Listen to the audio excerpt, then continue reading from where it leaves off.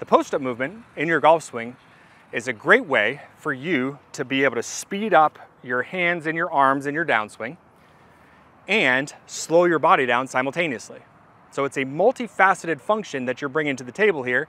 And a lot of you struggle with this movement because you start the process of firing your arms too early in the downswing sequence. This piece of the puzzle is extraordinarily important. You want to get this movement right.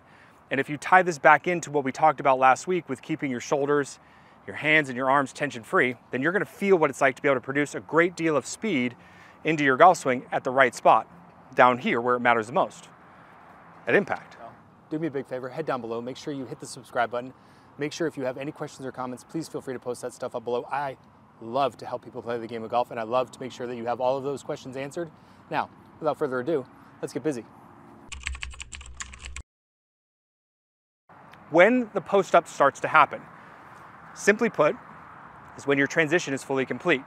When you start your golf swing and you start moving your weight onto your lead foot, most of the time what you're going to see is when the lead arm drops to about parallel to the ground is when our weight's going to be fully onto our lead side, okay, and our hips and knees have got back to a square position.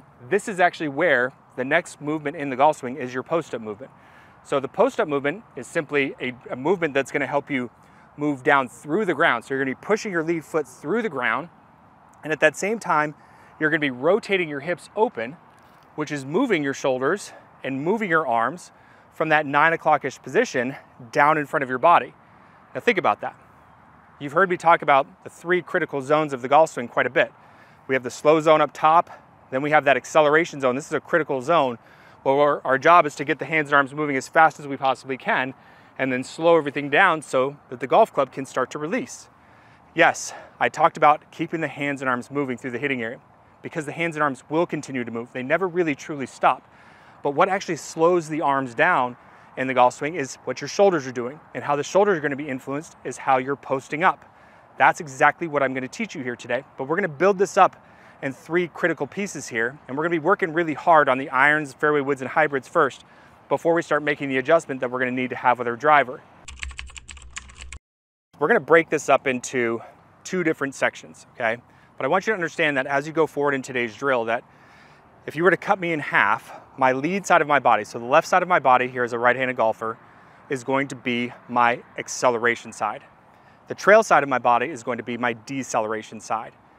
In this first part, what we're going to do is we're going to isolate and we're going to learn how to make the correct movement happen from that kind of 9 o'clock position on the way down to an impact position. Now, what we're going to be doing here is going to be based off of your ability to be able to load and get your weight transferred from one side of the ball to the other. I have a video that I just published a few weeks ago that taught people how to go through a loading and unloading procedure.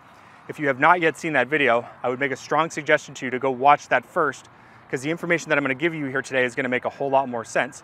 So in step 1, what we want to do is we're going to take an alignment stick on the ground. And this is going to be a reference point that's going to be pointed in the direction of our target that's parallel to our ball line. And we're going to use that as our point that we're going to rotate open as much as we possibly can without our shoulders turning past a square position. So we want to have an alignment stick down. We want to have a ball position off of the logo on our chest. And we're going to do somewhere between 20 to 25 reps with our arms across our shoulders, just like this. And we're going to go ahead and shift and turn our body fully. We're going to sit down onto our lead ankle, feeling about 90% of our weight going down through the floor. And what I want you to check is that now you have a straight line coming up your lead side flank. So what I mean there is if you were to draw a line on the outside portion of my body from about my hip up to my shoulder line, you can see that it's pretty well perpendicular to the ground. We don't want to see the body lean back like this. We don't want to see it leaning forward. You want to just form a straight line there. But notice my shoulders are really closed. My lead shoulder's down, my trail shoulder's up. Now what we're going to do to make this movement happen is we're going to push our lead ankle through the floor. You're going to drive it down through the floor. And when you're doing that, what I want you to do is I want you to take that lead side flank, that area of the body, and I want you to rotate it back away from the golf ball. And as you're doing that, I want you to rotate it as far as you can and let your shoulders come back to a square position and stop. So it's going to look like this. So load, sit, push down in the ankle, and rotate the lead side flank back away from the golf ball and stop with your shoulders back to a square position. Now the key when you do this is to make sure that you keep your head down after you make your sit move. You're gonna have this natural desire to start to come up when you're pushing down through the ground. It's gonna make you feel like you wanna have your whole body jump up out of the ground, but push yourself to keep the head down nice and quiet. So I'm sitting down, my lead side flank is upright. I'm pushing through the ground, rotating the hip back. My shoulders come back to a perfectly square position. When you're looking at it from a two-dimensional space here, it's gonna look like my shoulders are open, but my shoulders have just increased in tilt just a little bit here, okay? So you wanna get to the point during these 25 reps or so that you can do this whole movement in fluidity.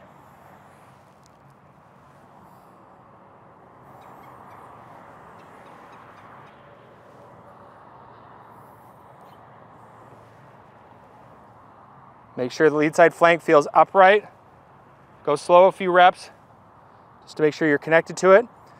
You're using those lead side obliques to rotate the hips open and pull the shoulders around. So I'm gonna try to pick up the pace here.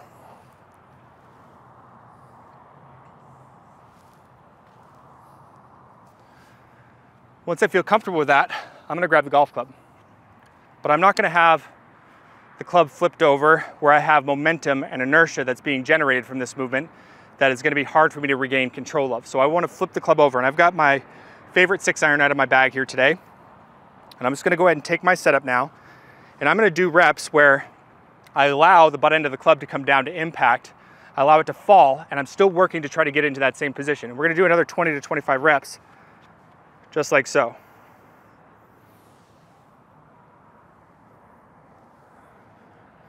Okay, shoulders are square, hips are open.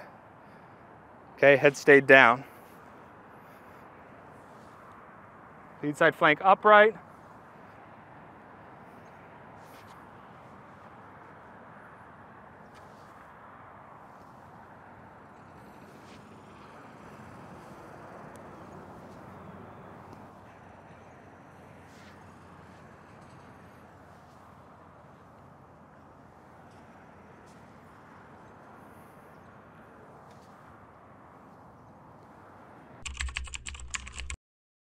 So this is where things are gonna get a little bit more complex. This is where we start to use the trail side to more or less start to help us decelerate this really quick movement that's gonna be taking place.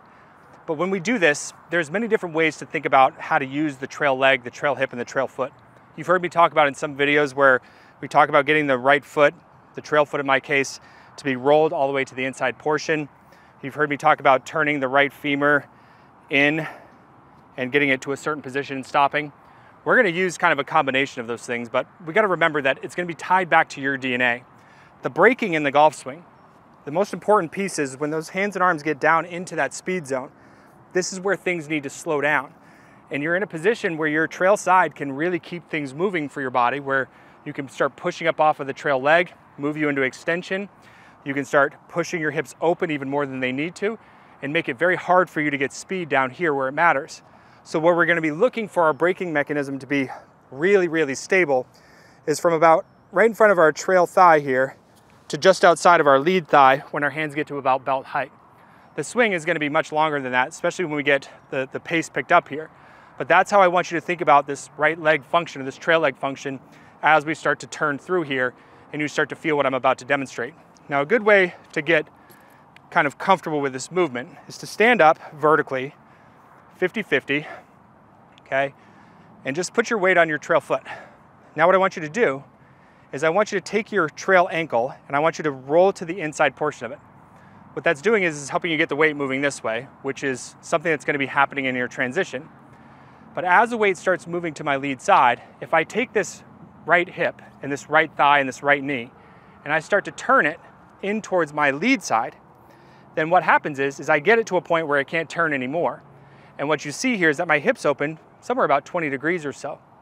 This is the position that you want to hold as static as you can when the hands and arms are working in front of you. But you only want to hold it long enough until the hands get outside the trail thigh. If you start holding it any longer than that, it's not necessary. You can start sustaining load on your lower vertebrae. You can feel pressure in parts of the body that you just don't want to feel pressure in. So I'm going to start out by doing this in a vertical sense just to get you comfortable with it. And we're just going to go ahead and put our weight on our trail foot and we're gonna roll to the inside portion of the trail ankle. Just gonna roll back and forth. And as you start to feel the weight moving back over to the lead side, start turning the hip in and the knee in towards the left. And what you're gonna find is that some of you are gonna be pointed up onto the big toe, some of you are gonna be in a position where your heel is down, some of you are gonna look like Justin Thomas. But the key here is that when you get into golf posture and you do this, is that you don't want your head moving vertically, and you wanna feel like your trail leg is helping you stay in a very stable position with what the lead side of the body just did. Now we need to learn how to practice this stuff. So what I'm gonna do is I'm gonna bring the golf club back in, and we're gonna do about 25 reps with the club flipped upside down, and we're gonna try to put that whole system to work here, but we're gonna allow our hands and arms now to swing through to the lead side. We still don't have the momentum and inertia in the golf club because we got it flipped upside down, so we're gonna stay really focused. Okay, and I'm gonna do it slow at first. So I'm gonna start to roll to the inside portion. I'm turning that hip in. Now my lead side starts to really start to accelerate. My trail side is decelerating, and I'm letting the hands and arms work past. So I'm gonna show you now as we get better with this. Make sure the head is staying down. Feel nice and stable. So a lot of you are gonna start to feel both glutes involved now.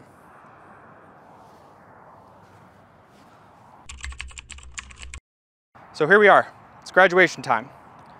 We just did a whole bunch of reps that we isolated, we created awareness. We understand how to create the correct movement. We know that we've got to create acceleration from the lead side where we don't allow our head to come up. We know how to do that properly.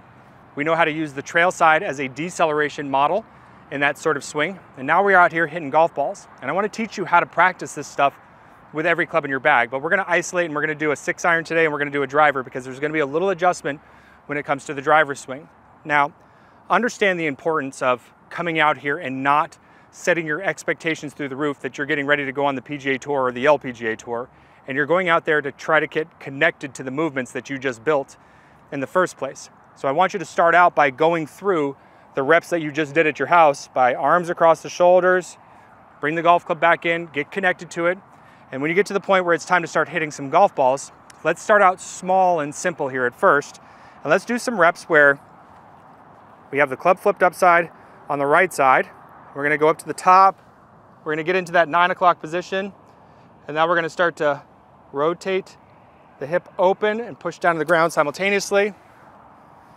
Okay, notice how I'm gonna work really slow. Okay.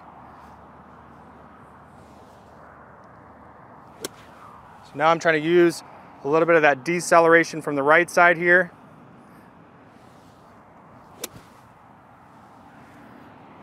I'm not gonna try to hit big shots when the time comes. So I'm seeing that lead side flank stay upright in transition. I'm using the ground as much as I can. Okay, it's starting to feel like a real golf swing. And now I'm just gonna hit a shot.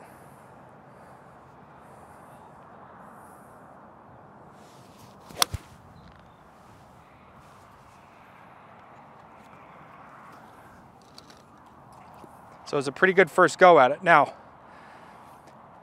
if at some point I lose sight of the movements, or I'm not getting the sort of success that I'm looking for, then there's a pretty good chance that I've got some tension in the hands and the arms that doesn't need to be there. Remember, prioritize the movement on the lead side. Use the trail side to help get it to the right spot, and let the club start to swing. If you trust the club can swing, and you don't have to man or woman handle it on the way through, then you're gonna see what it's like to hit golf balls with a great deal of zip without having to work very hard. You should be working hard from your lower body and let the arms respond. That's the key to your success here. So let's do another set. So I'm just gonna go ahead and kind of going through it in my brain now.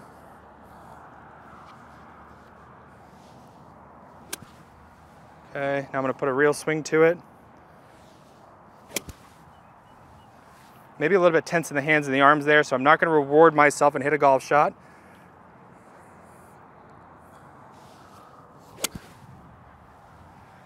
Okay, felt good.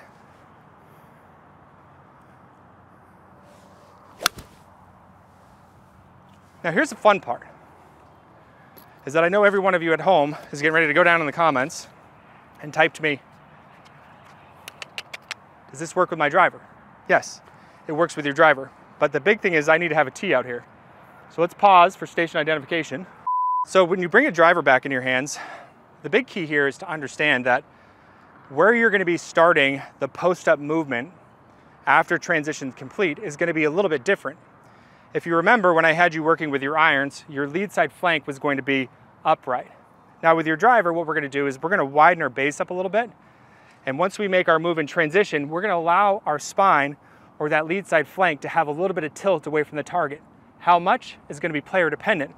But I want you to be able to start your post-up movement with the lead shoulder being a little bit higher and having a little bit more tilt, using the same exact functions that you just learned. And then you can start working on a little protocol here that'll help you feel it. So I'm going to widen my base up a little bit. I'm going to transition onto my lead side and feel a little bit of tilt from that lead side flank. Okay, I'm posting up. I'm using the lead side as my accelerator and the trail side as my decelerator. Okay, so it's just adding that little bit of tilt to it. Still using the same focus points. And now I'm going to just try to hit a shot and see how it works.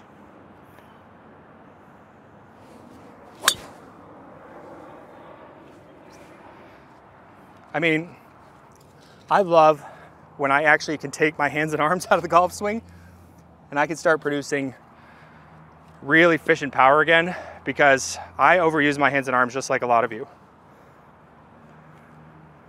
Okay, so I'm going to go through a protocol here.